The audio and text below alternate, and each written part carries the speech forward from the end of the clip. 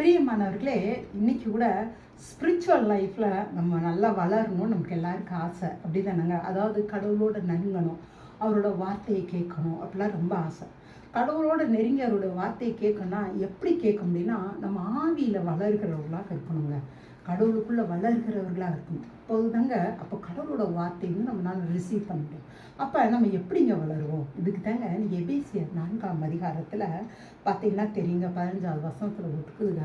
அன்புடன் பார்த்தீங்களா, அன்புடன் சத்தியத்தை கை கொண்டு தலையாகிய கிறிஸ்துவுக்குள் எல்லாவற்றிலும் நாம் வளர்கிறவர்களாக இருக்கும்படியாக அப்படி செய்தார்ன்னு. அதாவது கடவுளுடைய சத்தியம்னா என்னங்க? இந்த வேத வசனங்களே கடவுள் நமக்கு வச்சிருக்க எல்லா காரியங்களும் அதை எப்படி நம்ம கை கொள்ளணுமா?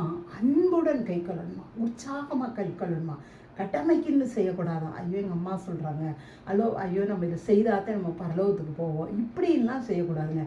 இயேசுவை நேசிக்கணும்.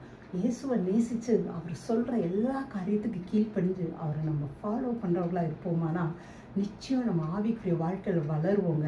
நம்ம அவரை நேசிக்கதங்க, அதை நேசிக்கும் போதாங்க அவரோட கற்பனைகளுக்கு கீழ்ப்படிவோம். அப்படி நம்ம நேசித்து நம்ம வந்து ஒரு குற்றமற்ற ஒரு மனசாட்சியோடு நம்ம வாழும்போது தாங்க நம்ம அவரோட வார்த்தையை வந்து ரிசீவ் பண்ண முடியும். இது வந்து வெறும் கையின் கிரியையின் அடிப்படையில் மட்டும் இல்லைங்க. இயேசு நமக்காக செய்து முடித்தார் பார்த்தீங்களா?